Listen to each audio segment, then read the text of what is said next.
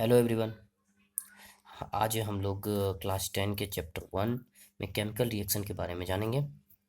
देखिए इसमें क्या क्या होती है कि हमारे लाइफ में जो भी घटना घटित होती है या जो भी हम अगल बगल जो भी मेटल या तत्व जो देखते हैं और दो तत्व मिलके जो एक्स्ट्रा तत्व एक अदर तत्व जो बनता है, तो उस प्रोसेस को हम लोग केमिकल रिएक्शन कहते हैं। जैसे इसमें हमारा जो टर्म आता है कि केमिकल रिएक्शन क्या होता है। बच्चों ये समझो कि केमिकल रिएक्शन क्या होता है। इट इज ए प्रोसेस, ये एक प्रोसेस है जिसमें वन या अधिक सब्सटेंस मिलके एक न्यू सब्सटेंस का निर्माण करते हैं, उसको केमिकल रिएक्शन कहते हैं। ठीक है। केमिकल रिएक्शन में क्या क्या हो सकता है? केमिकल रिएक्शन में हमारा स्टेट, उसका जो तत्व का जो स्टेट होता है, तत्व का जो मतलब फॉर्म होता है वह चेंज हो सकता है। तत्व में जो हमारा कलर होता है वह चेंज हो सकता है। तत्व का जो टेम्परेचर होता है, मेटल का जो टेम्परेचर होगा या केमिकल रिएक्शन के बाद जो न्यू केमिकल बनेगा, तो उसमें जो होता है वो टेम्परेचर बदल सकता है, उसमें गैस निकल सकती है। ठीक है। ये अलग अलग तरह का इन्वॉल्व हो सकता है। ठीक है।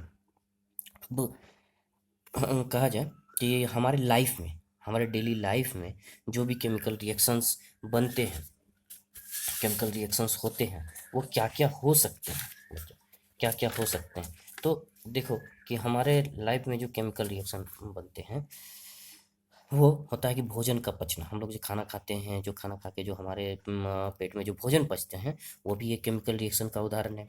रिस्पायरेशन, रिस्पायरेशन मतलब हो गया कि सांस लेना। सांस लेना मतलब हम लोग जो सांस लेते हैं, इनहेल करते हैं, तो जैसे कि हम लोग जानते हैं कि ऑक्सीजन लेते हैं, बट हम लोग ऑक्सीजन तो मॉडिफाई नहीं कर पाते हैं, क्लासीफाई तो हमारा नोज तो नहीं कर पाता है, और उसके साथ में अलग अलग तरह के गैस भी चले आते हैं अंदर, और अंदर जाके हमारा बॉडी उसको क्लासीफाई करके जो भी हमारा अंदर से जो कार्बन डाइऑक्साइड होती है और ऑक्सीजन की उपस्थिति में हमारा जो ग्लूकोज का निर्माण होता है, ग्लूकोज का निर्माण होने के बाद हीट होता है, हीट उत्पन्न होता है, एक ऊर्जा उत्पन्न होती है, फिर हीट उत्पन्न होती है, और फिर सारा जो खराबी तत्व है, और खराबी मतलब जो भी कार्बन डाइऑक्साइड बचता है, वह हमारा सांस के द्वारा फिर से बाहर निकल जाता है। वो रेस्पिरेशन भी केमिकल रिएक्शन का हो जाता है। उसके अंदर देखो रस्टिंग ऑफ आयरन, लोहे पर जंग लगना। अगर लोहा को देखो कि हम लोग लोहा, कोई भी न्यू प्रोडक्ट जब लोहा बनता है, जब कंपनी से आता है, तो वो क्या होता है? वाइट होता है। जब वाइट होता है, पूरा चमकीला होता है, और जब थोड़े दिन रखने के बाद वो भूरे रंग का हो जाता है, तो क्या होता है? उसके ऊपर जंग लग जाता है। ठीक है। फॉर्मेशन ऑफ कर्ड मतलब दही का जमना। दही का जमना भी एक क्या कहता है? केमिकल रिएक्शन कहलाता है। ठीक है। दही का जमना भी एक केमिकल रिएक्शन कहलाता है। उसके बाद देखो कि केमिकल रिएक्शन में दो प्रोडक्ट होते हैं, जो उत्पाद जो मिलके केमिकल रिएक्शन करते हैं और जो उत्पाद बनाते हैं। दो पॉइंट आते हैं, जैसे कि रिएक्टेंट्स, कि अभिकारक, इसको बोलते हैं अभिकारक, मतलब who takes parts chemical reaction, जो केमिकल रिएक्शन में भाग लेते हैं उसे रिएक्टेंट्स बोलते हैं, रिएक्टेंट्स बोलते हैं। ठीक है। और जो केमिकल रिएक्शन में भाग लेकर जो बनता है उसको प्रोडक्ट करते हैं। The substance which are formed in a chemical reaction, जब वो बन के निकलता है तो उसे प्रोडक्ट कहते हैं। ठीक है। जैसे जैसे कि हम लोग जो तो आपके क्लास के 1.1 के फिगर में दिया हुआ है कि when magnesium river burned into air. Air का मतलब क्या हो गया? कि ऑक्सीजन की उपस्थिति में आग लगते हैं। तो बर्न जो होता है मैग्नीशियम रिबर्न, तो वह क्या बनाता है? मैग्नीशियम ऑक्साइड बनता है। वह जल के हमारा क्या बनता है? मतलब वाइट वाइट पदार्थ देता है, तो वह हमारा मैग्नीशियम ऑक्साइड बनता है। ठीक है। आगे पढ़ते हैं कि एक chemical reaction can be represented by chemical equation. It involves uses of symbols of the substance of reactant and product with mention of physical state. देखो एक चीज कि केमिकल रिएक्शन जो भी प्रोडक्ट करते हैं, दो सब्सटेंस जैसे कि मैग्नीशियम और ऑक्साइड मिलते हैं और मैग्नीशियम ऑक्साइड बनाते हैं। ठीक है। मैग्नीशियम और ऑक्सीजन मिलते हैं, मैग्नीशियम ऑक्सीजन मिलकर मैग्नीशियम ऑक्साइड बनाते हैं। जैसे कि मैग्नीशियम ऑक्साइड बनाते हैं। ठीक है। मैग्नीशियम ऑक्साइड बनाते हैं, और उसके बाद तो ये दोनों जो मिलते हैं इसको क्या बोलेंगे? रिएक्टेंट्स। ठीक है। और जो मिलके बनाते हैं उसको क्या बोलेंगे? प्रोडक्ट बोलेंगे। ठीक है। मतलब कहा, और तो इसको देखो केमिकल रिएक्शन जो भी होते हैं, जो भी तत्व होते हैं, हम लोग फिजिकल तत्व में क्या पढ़े हैं? तीन तत्व पढ़े हुए हैं। लेकिन केमिस्ट्री में क्या हो जाएगा कि जो कितने प्रकार के तत्व होते हैं? सॉलिड होते हैं, सॉलिड को एस से डिनोटिंग करते हैं। लिक्विड होता है, लिक्विड को आई से डिनोटिंग करते हैं। गैस होता है, गैस को जी से डिनोटिंग करते हैं। और इक्वेस को एक्यू से डिनोट करते हैं। एक्वियस का मतलब क्या होता है कि जो तत्व पानी में सरलता से घुलनशील हो जाए उसको एक्वियस एक्वियस कहते हैं, ठीक है। एक्वियस सॉल्यूशन कहते हैं जो सॉल्यूशन जो पानी में आराम से घुलनशील हो जाए, सॉल्वेंट हो जाए, उसे एक्वेशन सॉल्यूशन कहते हैं। जैसे यहाँ पर हम लोग पढ़ते हैं मैग्नीशियम और ऑक्सीजन मिलके मैग्नीशियम ऑक्साइड बनता है, तो ये रिएक्टेंट हो गया और ये प्रोडक्ट हो गया, ठीक है। अब देखो कोई भी केमिकल रिएक्शन जब आपस में रिएक्ट करते हैं तो वह क्या होता है कि वो दोनों तरफ में जो भी एलिमेंट्स होते हैं, जो भी उसके परमाणु द्रव्यमान होते हैं, वो बराबर होते हैं। इसका कहने का तात्पर्य क्या है बच्चों कि ये नियम एक होता है law of conservation of mass, law of conservation of मास। जैसे कि देखो कि यह नियम क्या होता है कि कोई भी द्रव मतलब जब तत्व रिएक्टेंट केमिकल रिएक्शन करके प्रोडक्ट का निर्माण करते हैं तो उसके द्रव्यमान में न तो उसका निर्माण होता है और न ही विनाश होता है। जैसे आगे बढ़ते हैं, why do need balance chemical reaction. Chemical reaction करने के लिए हमको क्यों इसको बैलेंस करना पड़ता है, मैग्नीशियम और ऑक्सीजन को क्यों बैलेंस करना पड़ता है? क्योंकि a law of conservation of mass मतलब द्रव्यमान के संरक्षण के नियम के अनुसार से मैटर जो होता है, कोई भी मैटर जो होता है, कैन नाइदर बी क्रिएटेड और not destroyed in a chemical reaction. जब मैटर में केमिकल रिएक्शन होता है तो न ही वह बन सकता है न ही वह डिस्ट्रॉय हो सकता है। So number of elements involves in chemical reaction should equal both side. दोनों का तरफ जो होता है हमारा मतलब द्रव्यमान जो भी होगा दोनों साइड बोथ साइड इक्वल होगा। जैसे हम लोग यहाँ पढ़ते हैं how to balance a chemical equation, और ये दोनों को बैलेंस करने के लिए हमारे पास कोई नियम नहीं होता है, उसे हम लोग हीट एंड ट्रायल नियम कहते हैं, ठीक है। हीट एंड ट्रायल रूल कहते हैं, ठीक है। उसी तरह हम लोग करते हैं जैसे कि फेरस और H2 बन के हमारा क्या बनता है, फेरिक ऑक्साइड बनता है।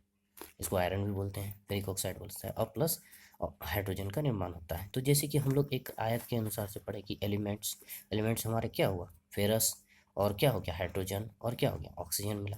तो इस बार में हमारा फेरस 1 है, ठीक है, और इस बार में हमारा फेरस क्या बन गया, आयरन क्या बन गया, तीन एलिमेंट्स हो गया। तो अब देखो, और हाइड्रोजन हमारा इस बार में क्या था, 2 था, इस बार में भी हमारा 2 है, और ऑक्सीजन हमारा क्या है, ऑक्सीजन हमारा 1 है, और इस बार में हमारा 4 है। तो अब देखो इसको बैलेंस करने के लिए क्या हमको करना पड़ता है, फेरस जब 1 है और यहाँ 3 है तो इसको 3 से हमको गुना करना पड़ेगा। तो दोनों तरफ बैलेंस हो गया तो 3 से गुना पड़ना कब पड़ेगा, तो हमको यहाँ पर 3 देना पड़ गया।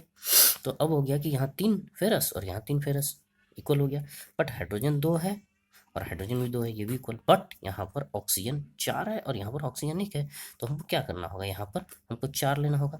अब 4 जब लिए तो हाइड्रोजन क्या हो गया, 4 गुना 8 हो गया, ऑक्सीजन तो 4 4 इक्वल हो गया, बट हाइड्रोजन 4 हो गया। तो अब हमको यहाँ भी ये 4 लेना पड़ गया, इसके अनुसार से हमारा बराबर हो गया, ठीक है, दोनों तरफ बराबर हो गया। तो अब देखो, तो यही हम लोग क्यों ऐसा करते हैं कि द्रव्यमान संरक्षण के नियम के अनुसार से हम लोग को ये मतलब दोनों तरफ बैलेंस करना पड़ता है। अब आगे हम लोग पढ़ते हैं चैप्टर में कि देखो केमिकल रिएक्शन कितने प्रकार के होते हैं, ठीक है, इसके बारे में हम लोग जानेंगे। इस चैप्टर में हम लोग सिर्फ केमिकल रिएक्शन के बारे में जान रहे हैं, तो कितने प्रकार के होते हैं उसके बारे में जानेंगे, ठीक है। तो देखो केमिकल रिएक्शन हमारा फर्स्ट टाइप हो गया कॉम्बिनेशन रिएक्शन, मतलब संयोजन की क्रिया, ठीक है। इस रिएक्शन में द रिएक्शन इन विच 2 और more reactant combine to form a single, मतलब इसमें कहा जाएगा कि 2 प्रोडक्ट मिलके कोई एक प्रोडक्ट जब बन रहा है उसको कॉम्बिनेशन रिएक्शन कहते हैं, ठीक है। कॉम्बिनेशन रिएक्शन जैसे बर्निंग ऑफ कोल, जब चारकोल को हम लोग जलाते हैं, जैसे कार्बन को ऑक्सीजन में जलाते हैं तो क्या बनता है, CO2 बनता है, कार्बन डाइऑक्साइड बनता है, ठीक है। और फॉर्मेशन ऑफ वाटर, जब वाटर को हम लोग मतलब अलग अलग करते हैं किस विधि से, इलेक्ट्रोलिटिक विधि से जब करते हैं तो H2 और प्लस O2, जब इन दोनों को हम लोग मिलाते हैं, जब वो H2 मिलाते हैं और O2 मिलाते हैं तो हम लोग को क्या बनता है, जल मिलता है, वाटर मिलता है। यही हो गया कि 2 मैटर मिलके एक तत्व बनाते हैं तो उसको कॉम्बिनेशन रिएक्शन करते हैं। दूसरा आते हैं डिकम्पोजिशन रिएक्शन, मतलब वियोजन या पृथक्करण, मतलब इसमें होता है कि एक तत्व को जब हम लोग केमिकल रिएक्शन करते हैं तो वह तोड़ के हमारा क्या बनता है, दो तत्व का निर्माण करता है, जैसे कि in this reaction A compound splits into two और मोर सबस्टेंस इज कॉल्ड डिकम्पोजिशन। मतलब दो या अधिक सब्सटेंस में टूट जाते हैं तो उसको डिकम्पोजिशन रिएक्शन कहते हैं। जैसे डिकम्पोजिशन रिएक्शन का तीन टाइप का डिकम्पोजिशन रिएक्शन होता है, जैसे कि थर्मल डिकम्पोजिशन रिएक्शन। इसमें होता है थर्मल डिकम्पोजिशन से होता है कि जैसे when decomposition carried out by heating, heat के उपस्थिति में जब हम लोग कैल्शियम कार्बोनेट को जलाते हैं, जैसे कैल्शियम कार्बोनेट को हीट देते हैं तो वह कैल्शियम ऑक्साइड का निर्माण करते हैं और कार्बन डाइऑक्साइड का निर्माण करते हैं। ठीक है, तो तत्व में तोड़ा। उसी तरह दूसरा टाइप होता है इलेक्ट्रोलाइटिक डिकम्पोजिशन। मतलब जैसे देखो कि जल को, जब हम जल को आप पढ़े होंगे 1.2 या 1.2 में कि एक बीकर में जल ले लिए, उसमें एक एथोड दे दिए, एक एनोड दे दिए और बैटरी से उसको करते हैं और एक दो ट्यूब से हम लोग ढक देते हैं उसको, तो उसमें से हमारा एक वैक्यूम ट्यूब में H का निर्माण होता है और O का निर्माण होता है, जिसके कारण से यह इलेक्ट्रिक करंट देने के बाद यह दो तत्व में टूट जाता है। और फिर ये दो तत्व को जब हम मिलाते हैं तो फिर वो सिंगल वाटर बनता है। तीसरा क्या होता है कि फोटोलाइसिस डिकम्पोजिशन होता है, जो कि जैसे कि ये AgCl को सनलाइट में जब हम लोग करते हैं तो फिर यह Ag और Cl2 में होता है। और ये चीज़ का उपयोग हम लोग, सिल्वर क्लोराइड का उपयोग हम लोग फोटोसिंथेसिस में करते हैं। ठीक है, इसका उपयोग हम लोग फोटोग्राफी में करते हैं, ब्लैक एंड वाइट फोटोग्राफी में करते हैं। ठीक है, ये हो गया हमारा डिकम्पोजिशन का पार्ट्स। अब देखो आगे आता है कि डिस्प्लेसमेंट रिएक्शन। डिस्प्लेसमेंट रिएक्शन क्या होता है? दो प्रकार का हम लोग रिएक्शन पढ़े, एक पढ़े कि कॉम्बिनेशन रिएक्शन पढ़े, दूसरा पढ़े डिकम्पोजिशन रिएक्शन। अब तीसरा आते हैं डिस्प्लेसमेंट रिएक्शन।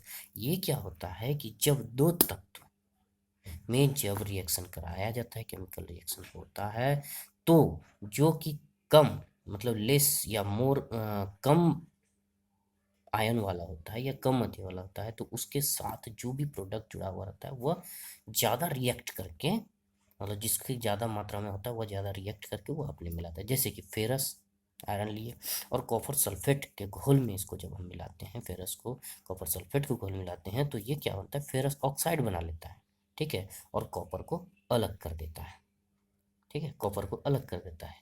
जैसे the reaction in which more reactive elements displacement less reactive elements, मतलब जिस जो कि कम रिएक्शन वाला एलिमेंट्स है उसको अलग कर देता है, और जो कि अधिक रिएक्शन वाला एलिमेंट्स है वो अपने आप में उसको सॉल्यूशन को अपने आप में खुद में मिला लेता है। ठीक है, उसके बाद आगे पढ़ते हैं डबल डिस्प्लेसमेंट रिएक्शन। ये reaction in which new compounds are formed by mutual exchange of ions between two compounds. ये इंपॉर्टेंट इसलिए है कि बच्चों ये समझो कि सोडियम सल्फेट और बेरियम क्लोराइड को जब हम लोग केमिकल रिएक्शन करवाते हैं तो ये जो बेरियम सल्फेट बन जाता है, मतलब इसका जो सल्फेट है इसके साथ जुड़ जाता है और क्लोरीन जो है इसके साथ जुड़ जाता है।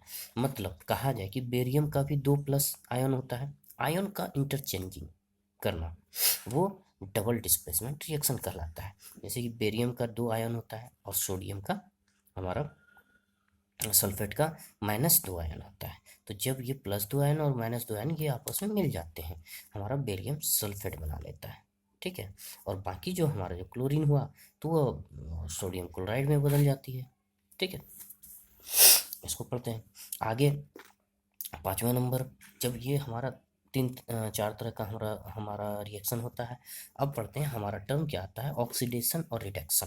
देखो ऑक्सीडेशन और रिडक्शन से समझो बच्चों कि ऑक्सीडेशन क्या होता है और रिडक्शन क्या होता है। ठीक है, जिस तत्व में ऑक्सीजन एडिंग होता है, जिसमें रिएक्शन होने के बाद ऑक्सीजन ऐड होता है उसे ऑक्सीडेशन कहते हैं, और जिसमें हाइड्रोजन का ऐड होगा और ऑक्सीजन का ह्रास होगा, मतलब खत्म होगा, लॉस होगा, उसको रिडक्शन बोलेंगे। जैसे कि Cu+O2 मिलके CuO बनाता है।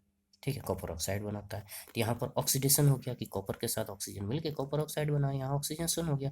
और रिडक्शन क्या हो गया कि कॉपर ऑक्साइड को जब हम लोग हाइड्रोजन मिलाते हैं तो यह कॉपर अलग हो गया और हाइड्रोजन इससे कॉपर से हाइड्रोजन हट गया, तो यहाँ पर रिडक्शन होता है। और इसी में हम लोग देखते हैं कि हाइड्रोजन क्या बन गया, O के साथ H2O का निर्माण कर दिया, मतलब जल बना लिया। तो यहाँ पर H2 के साथ O मिल गया, तो यहाँ पर ऑक्सीडेशन करता है। और इस तरह का प्रक्रिया जब एक साथ कोई रिएक्शन में एक साथ ऑक्सीडेशन और रिडक्शन होता है तो उसको रेडॉक्स रिएक्शन कहते हैं।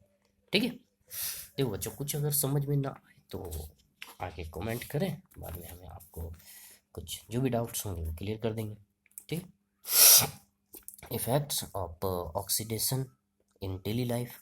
हमारे अब देखो आगे जो हमारे डेली लाइफ में क्या क्या चेंजिंग होता है, ऑक्सीडेशन हमारा क्या क्या होता है। जैसे कि हम लोग देखते हैं कोरोशन, धातु में जंग लगना, धातु में जंग लगना ये हमारे लाइफ में होता है। जैसे कि धातु कोई मेटल होता है, लोहा जब निर्माण होता है तो वह चमकीला होता है। जब चमकीला होता है और कुछ दिन के बाद में क्या होता है कि उसमें जंग लग जाता है, भूरे कलर का हो जाता है। तो हम लोग डेली लाइफ में उसको देखते हैं। रेसिडेंसी मतलब देखो कि फूड पैकेट में जब बिस्किट या मतलब चिप्स पैकेट में कुछ देखो कि ज़्यादा दिन 6 महीने साल भर हो जाते हैं तो वो ख़राब होने लगते हैं। तो देखो एक तरह से उसे बचाने के लिए उस पैकेट में नाइट्रोजन गैस दिया जाता है। ठीक है, NO2 का गैस का इस्तेमाल किया जाता है जिससे वह बचा हुआ रहता है। और नहीं अगर देते हैं तो वह कुछ ही दिन में ख़राब हो जाता है। अगर खोल के रख दें तो कुछ ही दिन में ख़राब होता है। और पैकेट में नाइट्रोजन गैस दिया जाता है इसलिए कुछ ज़्यादा दिन तक चलते हैं।